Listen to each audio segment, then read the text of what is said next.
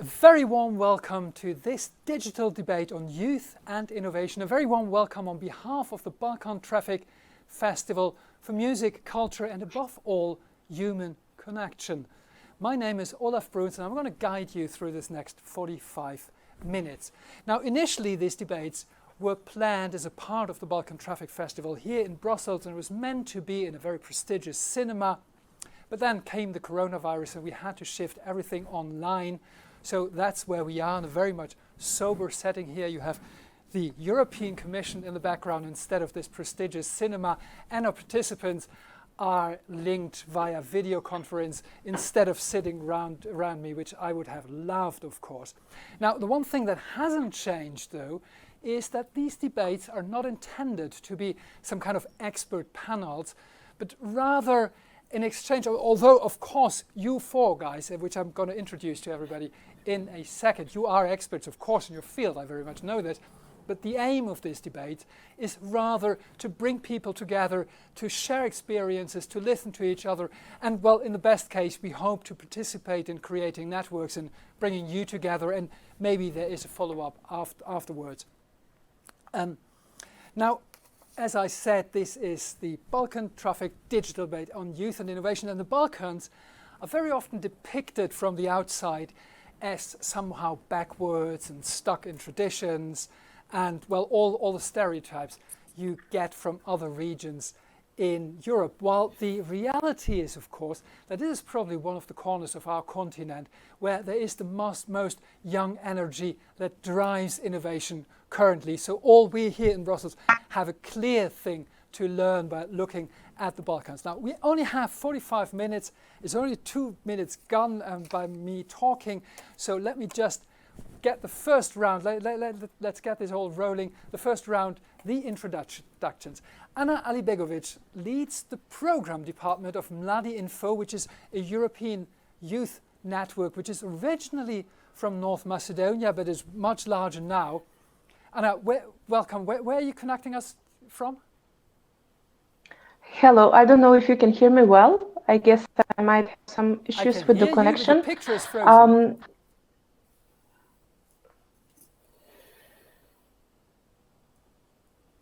Okay, I believe there is a problem okay, with the Anna, connection. Yeah, let's try to sort that. I just go further to the other. Velibor Boskovic is the executive director at the Science and Technology Park in Montenegro. And Velibor, thank you very much for joining us on such short notice, because there was somebody else who was planned for this debate, Armin Čerkić, who is a doctor who was, of course, because of the current health crisis, called to work in a hospital, and Velibor accepted to join us. Thank you very much and very warm welcome, Velibor. Thank you very much for the invitation. Thanks, Velibor. I'm happy to be here. Thank you. Sirena Leka, who is from Albania but is a project manager at the Danish company Selurgi. Welcome, Sirena. You join us from Aarhus in Denmark? I can't hear you. This first round serves also... This is working now. I hope it's working now. I can hear you now. That is great. Great. Thank you, Olaf. Yeah, I'm one of the partners at Selurgi, a Danish-based startup, but I'll catch up on that a bit later. And you join us from Aarhus in Denmark. Aarhus, Denmark, yes. Cool. Thank you very much. Very warm welcome. And finally, Christian Kina, who is a student leader at the University of Tirana in Albania. Welcome, Christian. Great to meet you all online. As I said, first round done. Second round, the introduction remarks. And I would like to start in the same sense I did the introductions. Anna, is the connection working now? Your picture is frozen. I can't hear you. Can you hear me? I can see you. Yes, I can. Great. Okay, it's good. At least you can hear me if you don't see me. So I can hear you. So 2 minutes for an introduction statement. Super. So first of all, thank you very much for giving me the chance to be at this super entertaining panel. Really happy that I finally have the opportunity to speak on some topic connected again to youth and youth information, since somehow we were overwhelmed with this COVID-19 pandemic, and every conversation starts and ends in that direction. For sure, it is something that we will need to address in this discussion as well. So basically, as a government at the Association for Education International, I believe that many of young people following this conversation know Mladi Info and have heard about it. So basically, Mladi Info is a youth portal. It started in 2008, and soon it grew into an organization with branch offices in 5 different countries in Central and Eastern Europe. And I would be glad to share with you a bit of the story of Mladi Info, but as well to discuss a bit actually the people and also the stakeholders in the Balkan area should do in order to stimulate innovation among young people. So I'm eager to join you with more questions and with more comments after the opening speech of the other participants. Great, Anna. I think indeed the business environment is something which is very important to everybody. Velibor, the floor is yours. Thank you very much. As I said, I'm very happy to be here and to share my vision or experience regarding the innovation and development and entrepreneurship development, especially at youth population. So as you said, I'm the director of the Science Technology Park of Montenegro, based in Podgorica, our capital city, within the university campus of the University of Montenegro. And this is an initiative of the government together with the university. And now we are setting up the whole system of support, the construction of the building, and we are working together with the innovative companies, universities, and startuppers to create this, we call it, innovation entrepreneurship ecosystem. And also I work closely with the Ministry of Science of the government of Montenegro. So we are developing different new programs of support for startups and especially innovative projects in our country. So we are constructing a new innovation fund, we call it innovation fund, that will fund the innovative projects, especially at young people, youngsters. And also we are going to issue a legislative a new framework at the end of this year that will enable much better innovation development in our country, since we are going to enable private capital to invest in innovation, since we're going to enable much more people to deal with innovative projects and to create an environment where the innovation will be the ground base for the future development of my country. Well, that sounds exciting indeed. Serena, the floor is yours for a moment of introduction, the topics that are on your mind currently. Yes, this is great, Olaf, to meet you now and see you through the camera here.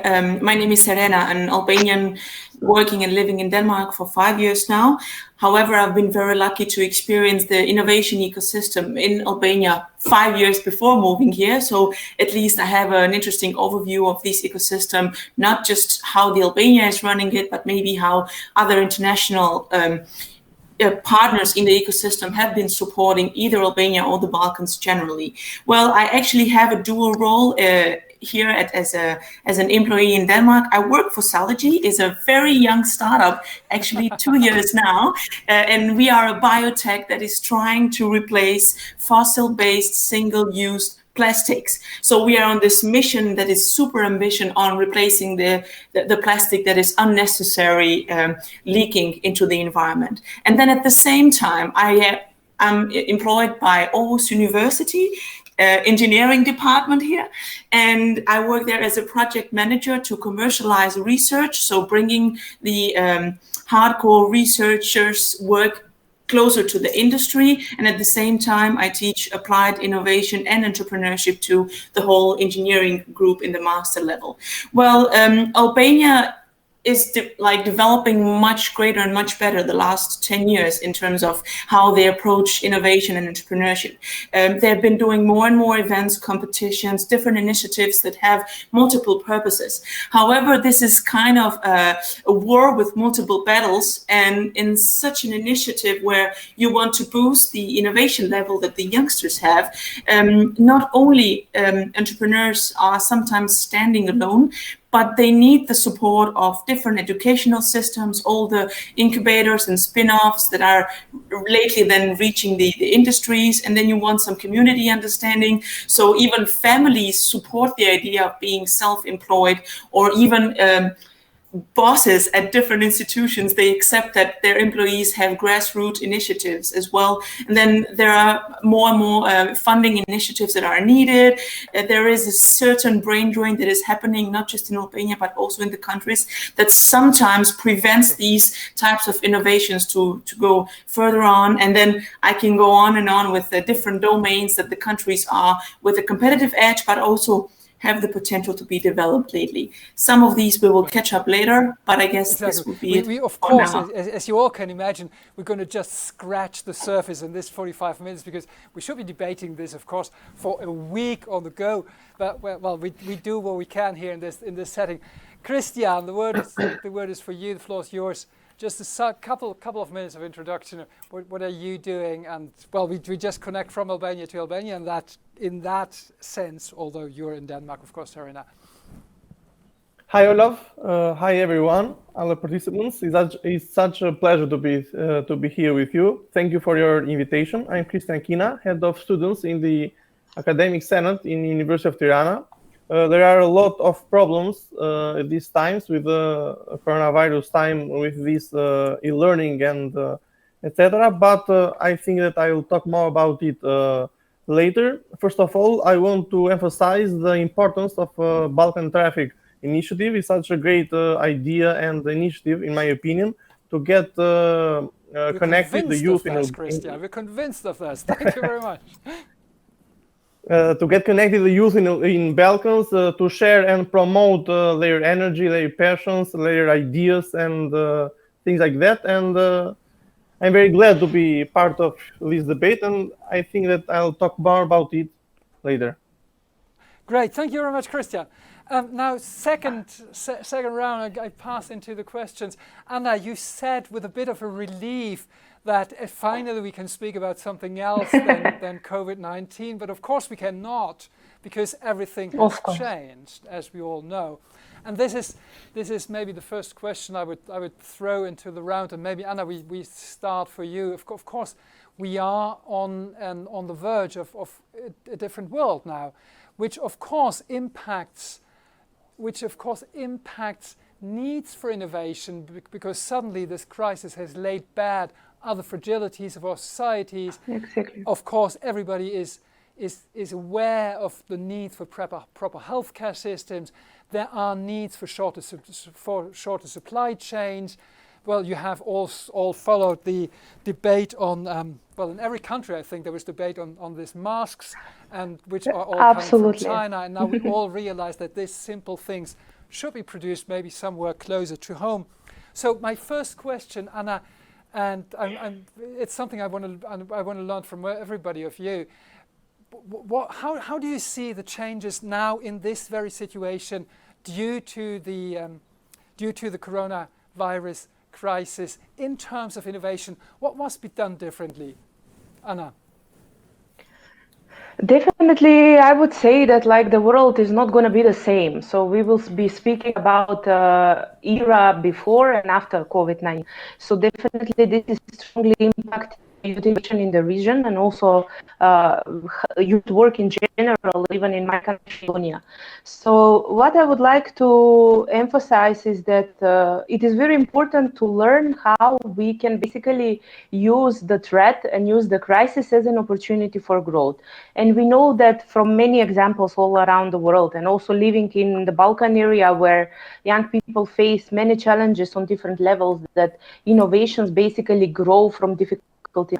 So we should perhaps try to slowly switch our mind and to try to understand that, like, okay, we are having this really problematic situation, right? But like, what we can do about it? Is it now maybe the perfect time to boost solidarity in the community? Maybe to boost youth activism?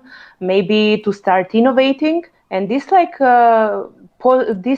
basically brings the question of innovation on very high on the agenda, where I'm basically asking myself to what extent we are able to transform ourselves, you know? So having this in mind, I would say that in Macedonia precisely we have seen two processes going. From one side, we have the process where young people are developing different grassroots initiatives. They are trying to especially help the elderly ones and to help those in need. I mean, they've been like amazing examples from social businesses happening like that occurred right now in this period, from many businesses also by young people seeing how they switch their services and products and they went more digital and they still try to serve their customers. But also on the other side, what really, let's say, I will be now the realist and not the optimist, worries me is basically the response of the responsible institutions about the protection of the young citizens. What I want to say is that, like, we've seen that the economic support coming from the national governments and from, in general, the international community has vital this period. But somehow so far we've seen no concrete support coming for the youth businesses, for youth social businesses, for youth organizations. This goes also in line with what was one of my arguments at the beginning, that we need to recognize youth as a special category. So like we cannot treat youth as general population. What I want to say is that when we speak about employment, it's one thing if we speak about or unemployment, if we speak about general unemployment in the country, and then if we speak about youth unemployment in the country. So these are two different processes and they should be treated differently, and youth should be perceived as a special category. That's why, because young people, they need different measures, different methods, different approaches. And especially as I will add to what Serena was like, brain drain is a very serious issue. And like brain drain probably is one of the biggest growth of youth innovation in the region. Some statistic in my countries were saying that like young people feel that 87% of their potential has not been used, and that's why they decided to emigrate abroad.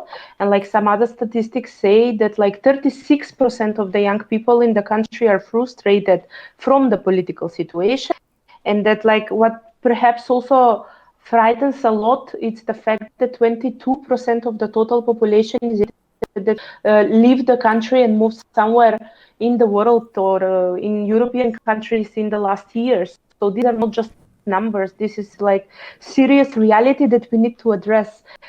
Like if we have young people in our countries, who is going to innovate, you know? Yeah, exactly. If everybody is left, of course, it becomes very, very difficult. I just want to ask that same question. What is different now in terms of priorities to Velibor, who has already a solution just put on his head, I think, a better mask. Is that something that has been developed? Velibor, could you just expand on that?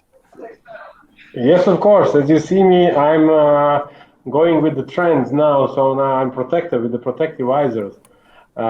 This is just a little bit to bring some fun into the discussion, but it's a very serious thing. Of course, we have been coordinating all the efforts in my country with all 3D printing producers and enthusiasts to create a national informal cluster that is developing, producing and distributing the 3D printed protective gear for our healthcare workers and the healthcare system, but not only for them, for the entire emergency services, and also for workers in supermarkets and others that are in the first line, that were in the first line and that still are the first line of potential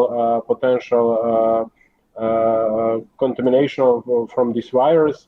And we have gained a huge momentum with this informal cluster. Now we are moving forward. We're going to develop something even more, some respiratory masks, some special filters for some respiratory masks, and a lot of other things that are suitable for this period.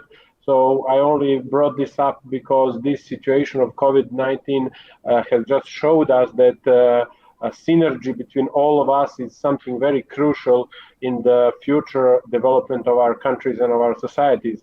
Because so far we have been not cooperating as much as we should have cooperated in the past. And I totally agree with you. There's a huge potential in the Balkans. There are a lot of bright people here. Some of them left. And my vision is that we need to keep these people here in our countries. When I talk about Montenegro, we have a very strong vision of creating a destination for entrepreneurial investors from all around the world in the technology sector. So we think Montenegro could be the next best testing playground for new technologies and innovation in Europe. So we hope that a lot of people will come to Montenegro to work from here, and our people would never have to leave our country. We would develop. Two things. One just short question. And that short question is, these masks you're carrying now is something you developed in this short term of the crisis and kicked off the production already? Is this what I understand? No, we did not develop it. This is an open source solution which we adjusted a little bit to our needs. We adjusted a little bit, but we are trying other solutions, and now we are preparing some research and development projects that we will seek for funding in order to redevelop some of these products that we are producing at the moment. So now we are moving forward. We will build up to this. We will follow up, and we will create something very new. Well, and then Velibor, you brought up something which I would like to throw to Christian. What you basically did was to mention the problem of brain drain and to put it the other way around, that in the future, what you're aiming for is basically that Montenegro starts draining other countries' brains. And this is, of course, something, I mean, it makes us all smile that we paint this image now, but it's something very serious because it is not impossible totally. But Christian, how does this situation of brain drain affect you? Is that something that's on your mind? I don't know how is the situation for you? Is that something which is appealing to you? Do you think you personally sometimes of leaving the country? Thank you for your question. In fact, I was reading these times due to the isolation in our homes, a book, an autobiography of Merkel, and in a page she was saying that after Syrians, the Albanians, the youth of Albania, were the second to migrate most in Germany, and it is the fact that speaks itself. A lot of youth Albanians, are aiming and with their only goal, waking up in the morning, to leave Albania. In fact, curiously, I'm not one of them because I have never thought of leaving Albania. I don't know why, but I think that if are a lot of people or youth Albanians and youth Balkans who think that they must create and make their country better, our countries and our region Balkans will be a lot better. To the fact and to the topic that we were discussing, let me say that for the coronavirus time, let me say that I think that the world will never be the same after this coronavirus time. It is a debate, great debate has taken place nowadays to take care of our health, to be in isolation, or to take care of our economy and to open our businesses. And due to this dilemma and discussion, some huge protests are taking place in France, USA, etc. In my opinion, I think that the first thing that we have to take care, of course, is our health, and the other one is the economy afterwards. The most damaged sector in Albania, I think that will be the tourism sector, because some statistics say that some thousands bookings and reservations in our south of Albania, in beaches, are being cancelled. And this means that a huge bankruptcy of our place will take place in the days that are after this time. And the second sector that will take more opportunities, I think, is the online transactions. For example, Netflix, some days ago, I saw that a reporter of their company said that their users were increased with 25%. So there are some sectors that will have a growth and some others that will have a total decrease. So will never be the same, but we have very much to your own business, because in the introduction video, you spoke about apps that you are developing or you're suggesting to develop, and which were very much linked to tourism. Now, tourism is, of course, one of the sectors that has taken a massive hit in this crisis. How do you redirect these ideas to other business innovations or other technology innovations? Yes, in my video, I was talking about the idea of creating an application, a mobile app to get together all the tourism agencies in Albania and to creating a bridge to the Albanian agencies and to the foreign tourists. But I think that nowadays with this time, it will be a lot more difficult because a lot of tourists, foreign tourists, I'm afraid that aren't coming to Albania anymore because of the isolation and things like that. Okay, Serena, what in this current situation, in terms of needs and challenges, maybe what has changed?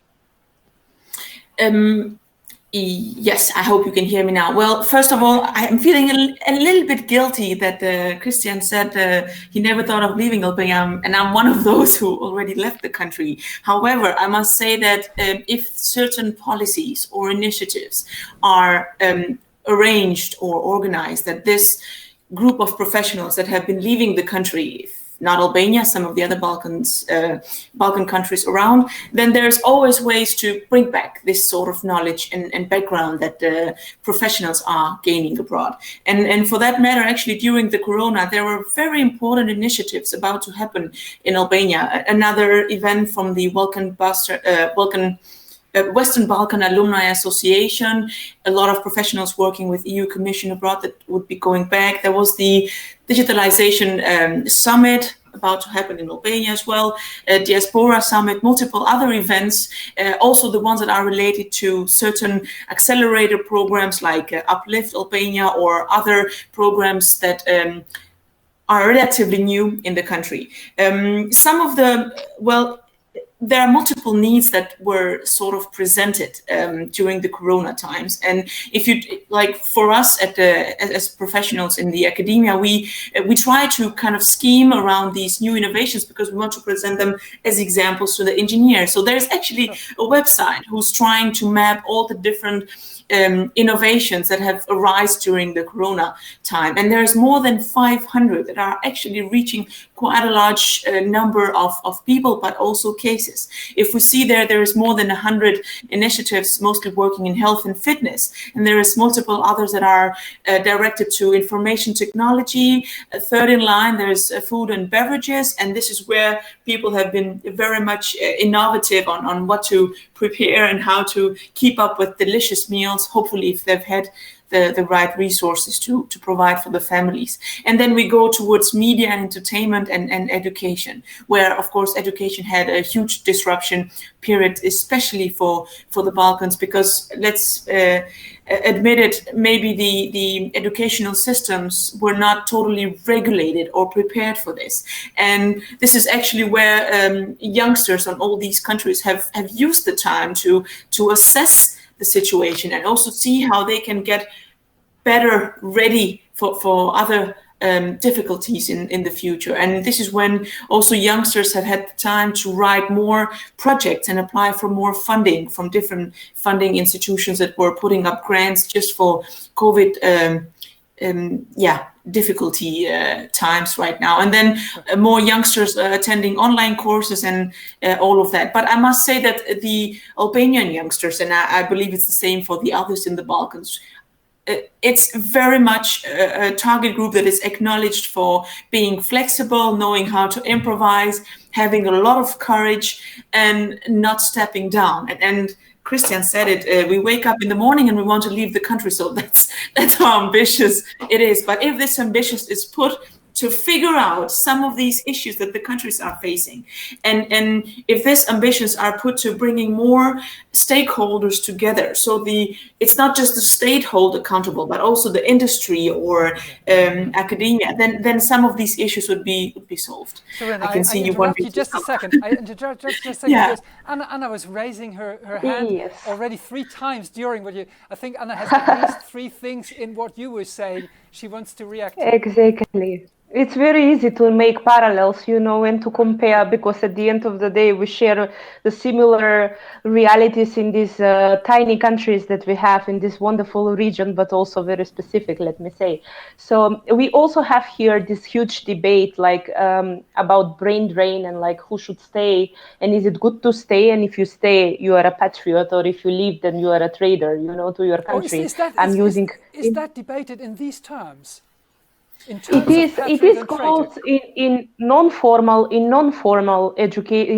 communications between people. It goes, of course, the public narrative. It's not in that line, but probably it comes from the very essence that the capacities of our diaspora are not entirely used in the countries.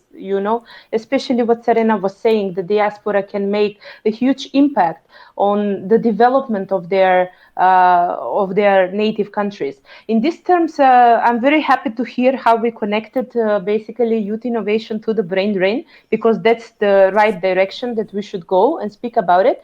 But I would also want to say that young people, we need to be aware that with this COVID-19, the youth mobility is put into question. And this is a very serious thing. I mean, you may, for instance, take, for example, the Erasmus Plus program, which is one of the programs that we in Mladinfo work a lot with, and it's one of the greatest youth programs ever. So like Erasmus Plus is based on the core European values of diversity, of solidarity, of active citizenship, but also on mobility, also on traveling, exchanging ideas, bringing new knowledge back in the countries when you come back. As it is often said, the Erasmus generation and the Ryanair generation, of exactly. course, both suspended right now. Exactly. So my concern as a youth worker, and like we've been working with different European programs, Youth in Action, Erasmus Plus, for 11 years now in Mladinfo. My concern is how this youth mobility is going to look like. Are we going to be able still to travel, to exchange as we used to do before? Or perhaps like there will be some change happening in how we support mobility in future. So we can definitely agree that the digital tools are providing us an immense platform for exchange of thoughts, of opinions, that's joint what we're actions. trying to do right now. Exactly that.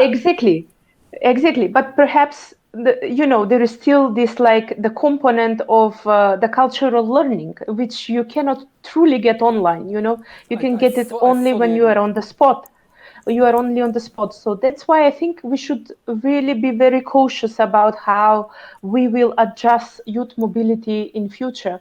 May it be like, if we speak brain drainage, just like one of the examples, I speak more here about educational and about non-formal education. And another moment that I would like to emphasize, and also I was inspired by the other participants, is that it is more than ever important that we support innovative ideas of young people, that we boost youth entrepreneurship, especially when our countries with already fragile economies are facing increased youth unemployment even in this period.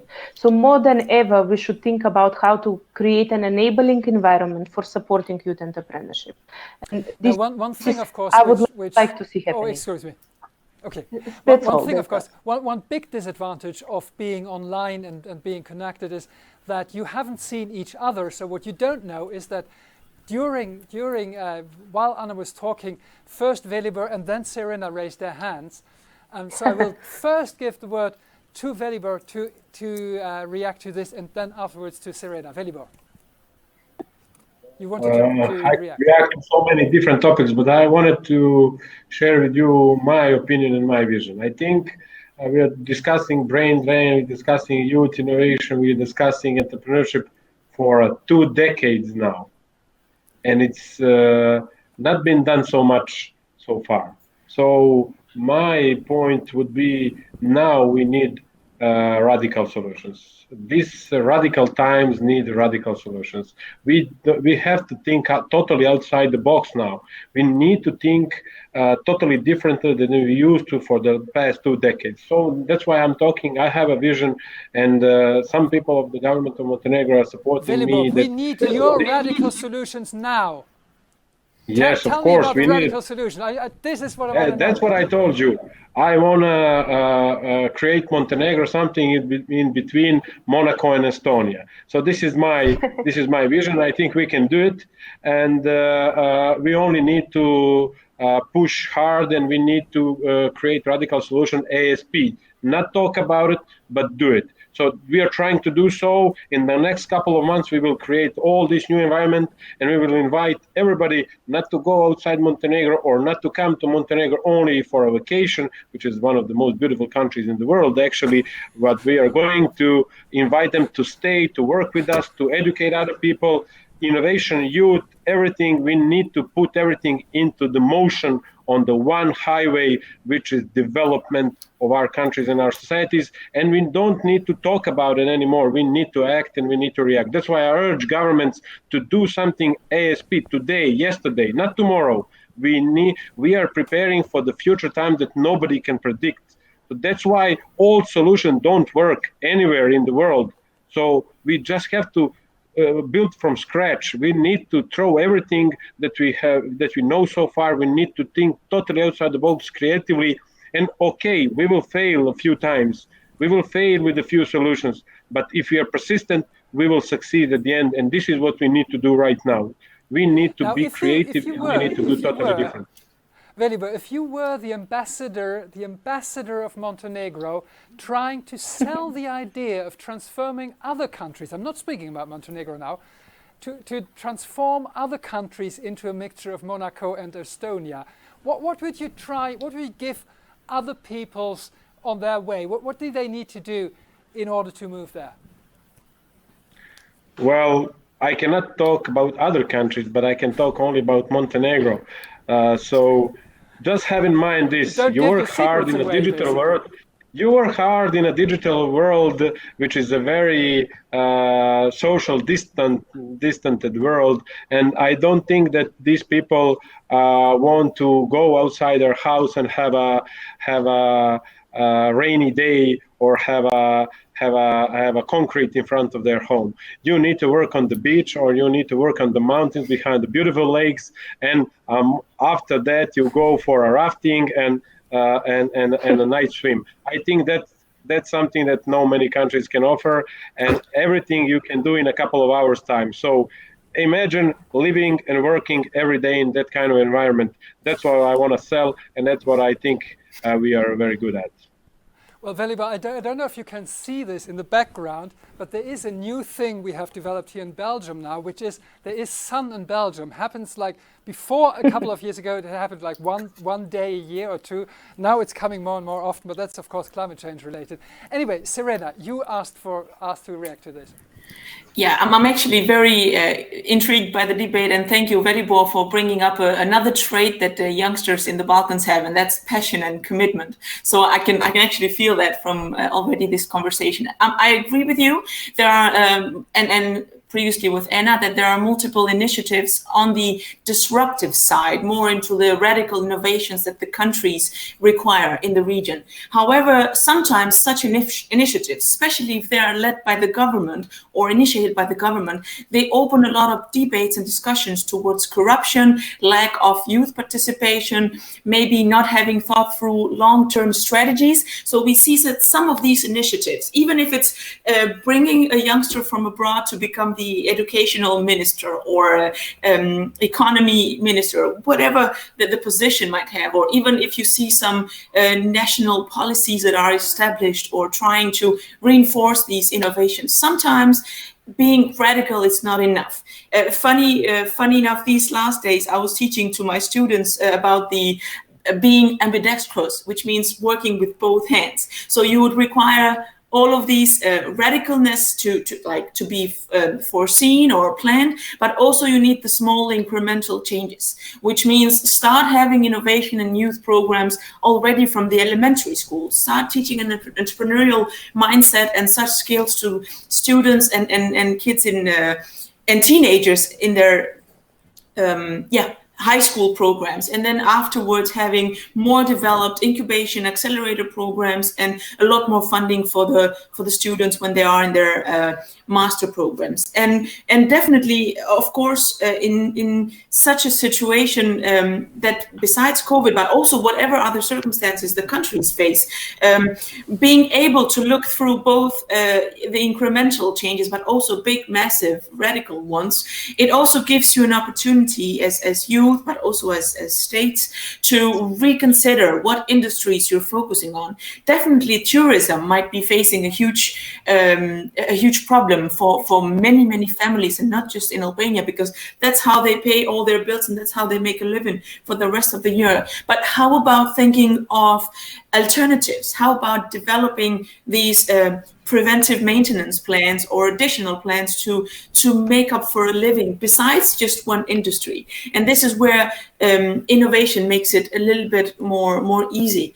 But definitely, it's not something that can happen within the night. It's a stepwise process. You need to go through certain even crises. We see startups that have to go through death valleys and many other struggles. But in these countries, the struggles go beyond just providing innovation ecosystem. As I said before, you need a lot more within the industry partners, within the educational systems, more of the international programs that are actually reshaped or redeveloped within the country. I've seen in the last 8 years, there's been ICT Awards, a huge national initiative in Albania that is bringing not just professionals in the country, but also the ones that have left the country coming back. And such awards are making it sure that some of the spirit is being lifted. And also some of these programs, maybe they don't need massive amount of money, but running mentorship programs, some coaching sessions, certain initiatives where previous success stories are getting closer to the youngsters. That's also making up for a nice innovation ecosystem, or at least some initiatives towards that. Serena, excuse me, I have to interrupt you because we're coming to the end already, and it is these debates are like 45 minutes. They are built to be frustrating in the way that we can only scratch the surface. But still, you mentioned one thing which is, I think, extremely important, and that is diversification. I think these crises, it has really put it on the spot that if you have an economy that's based on one particular activity only, and there comes a crisis, you're in an extremely big mess. And of course, there is loads of opportunity to develop in this part, and I think not only in your countries, it's basically something that is very similar for the rest of the world. I just resume a couple of ideas I take out of this debate, and that's transforming countries into a mixture of Monaco and Estonia. This is, of course, something which is extremely appealing, and I hope if one day this appeals to Belgium here, well, we're going to keep you posted on that. And then, of course, radical solutions, being ambidextrous in applying them. I really look forward to seeing this. Now, I have to close it here. I don't even have the time to run to a last, unless you promise me to answer in just one single sentence. What is your most important topic, like in terms of innovation right now? And I give you one single sentence, because otherwise I don't even have the time to close this. Christian. The last sentence.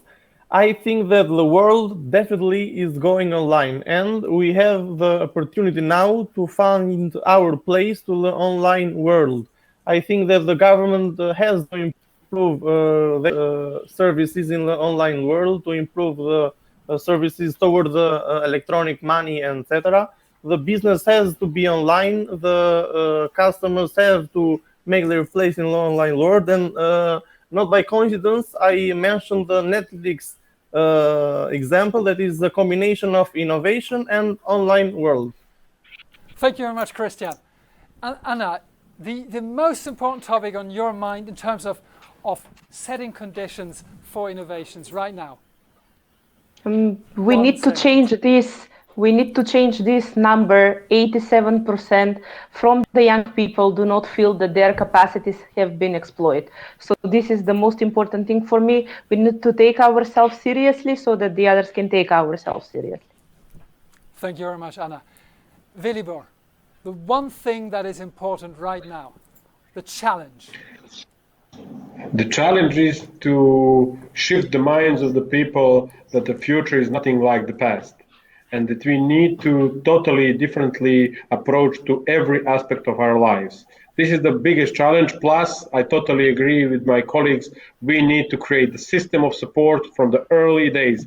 You know, children are the most creative when they're 2, 3, 4, 5, 7 years old. We need to exploit their creativity from the elementary school, high school to the university. We need to support them with the strong system of support, and we need to drop the old-fashioned economy models that don't work anymore. Thank you very much, Velibor. Serena, the last is you have the closing word now. Well, afterwards I'm going to talk a bit. It's going to be one sentence. I'm going to keep educating younger generations about innovation topics, and definitely I'm going to make sure that Cellogy reaches the market as soon as possible to replace plastic wherever we can. That would be it. Great. Replacing plastic, that links to the previous debate, which was on the environment. Thank you so much for taking the time to participate in this debate. And thank you for everybody who has been watching this at home. Thanks a lot. I think it was a really interesting debate, and I take a lot of inspiration from it. I just wanted to say it is not all over now. This is part of the Balkan Traffic Festival, which is online now. And it's online until Sunday. So there's loads of videos, culture videos, music, portraits of artists, of writers and so on, and other debates on topics linked to the Balkans. So make sure you connect to balkan.com now. Have a look and get around, and thanks a lot for everybody. Thanks a lot. Bye-bye. Thank you.